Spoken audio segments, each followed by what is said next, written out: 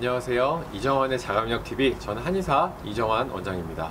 자, 오늘은 척추에 좋은 운동에 대해서 설명드리는 시간을 가지려고 합니다. 오늘은 좀 야외에 나와 있습니다. 그래서 날씨가 많이 따뜻해지고 이제 꽃도 많이 피고 그 나무들도 푸르게 자라는 시기이기 때문에 제 채널 구독해 주시는 구독자분들이나 영상 보시는 분들 다 이제 야외에서 이렇게 좀 좋은 날씨를 즐기셨으면 좋겠습니다. 일단 척추의 그 좋은 운동에 대해서 설명을 드리기 전에 척추의 중요성에 대해서 먼저 설명을 좀 드릴 텐데요. 척추는 우리 몸의 가운데 위치하고 있고 균형을 잡아주는 굉장히 좋은 그 훌륭한 기관이라고 볼 수가 있습니다. 척추가 없으면은 어떤 어깨라던가 다리라던가 이런 부분들도 제대로 움직일 수가 없겠죠. 그리고 이제 척추 사이사이에서 척수 신경들이 이렇게 나오게 되는데, 척수 신경들이 우리 몸의 다양한 장기들, 그 다음에 사지 이런 것들과 다 연관이 되어 있기 때문에 우리 몸에서 그 작용하는 기능들과 많은 상관이 있는 부분이 척추라고 볼 수가 있겠습니다. 그래서 척추 디스크를 알아보신 분들은 아실 거예요. 척추 디스크가 있게 되면은 척추가 신경이 조금 눌림에도 불구하고 다리도 저리고 허리도 아프고 발에 힘이 안 들어가고 이런 증상들이 생기는 등의 여러 가지 좀 문제가 생길 수가 있습니다. 그래서 그만큼 척추가 우리 몸에 중요하다는 사실을 좀 여러분들이 아셨으면 좋겠고요. 자, 이제 본격적으로 척추에 좀 좋은 운동에 대해서 설명을 좀 드리도록 하겠습니다. 그 전에 그 척추 같은 경우는 제 채널에서 다루고 있는 자가면역 질환이나 암이나 이런 난치병과도 굉장히 관련이 깊습니다.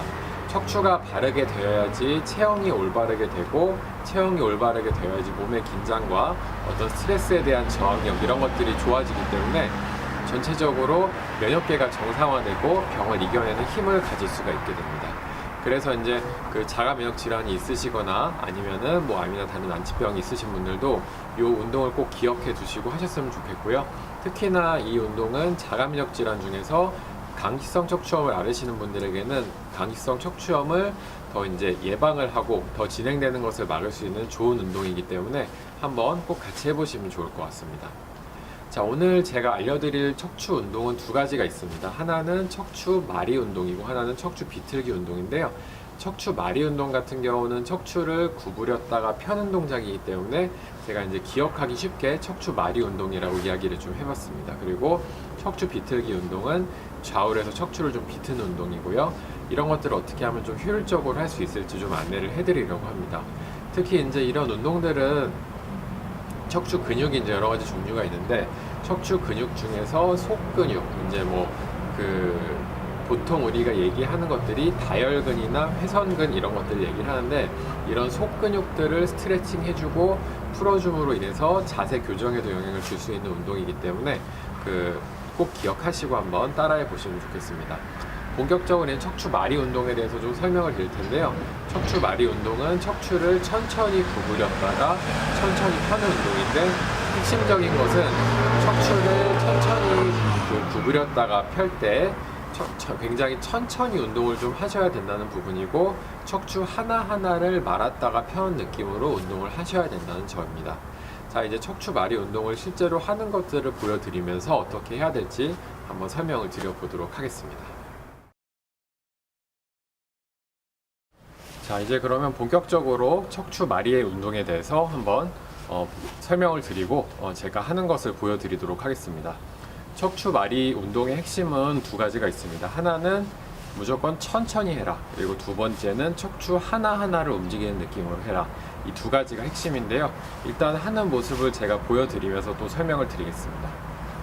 자, 일단은 몸은 다리는 11자로 해서 어깨 넓이 정도로 벌려서 서주시면 되고요. 이 상태에서 이제 경추, 목에 있는 척추부터 시작해서 천천히 하나씩 접어 나가는 느낌으로 운동을 하시면 됩니다. 자, 이제 시작해 보겠습니다.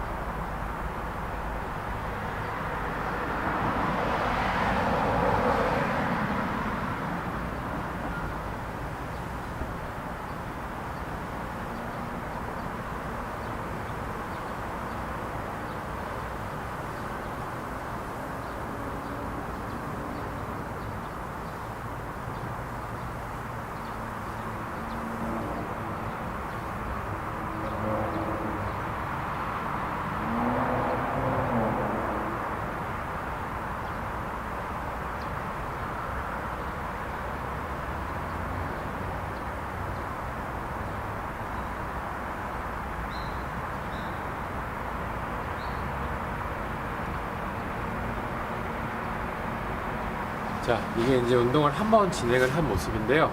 생각보다 왜 이렇게 느리지? 이렇게 생각을 하시는 분들도 있을 겁니다. 하지만 이 운동의 핵심은 그 속에 있는 근육들을 풀어주는 것이기 때문에 운동을 너무 이런 식으로 빨리 하게 되면은 그 속에 있는 근육들이 풀어지지가 않습니다. 그래서 이제 운동을 좀 천천히 하는 모습을 제가 보여드렸고요. 한 번만 더 운동을 좀 하는 모습을 보여드리도록 하겠습니다. 자, 이제 경추 목부터 천천히 구부리시는 겁니다.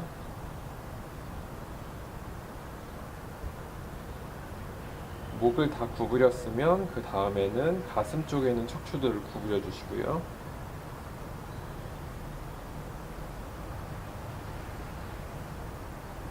그 다음에 허리를 천천히 하나하나 느낀다는 느낌으로 척추 하나하나를 내려가시면 되고요. 무리해서 너무 많이 내려갈 필요는 없습니다. 본인이 하실 수 있는 만큼만 내려가시면 되고요. 자, 올라올 때도 천천히 마디 하나하나를 자극하는 느낌으로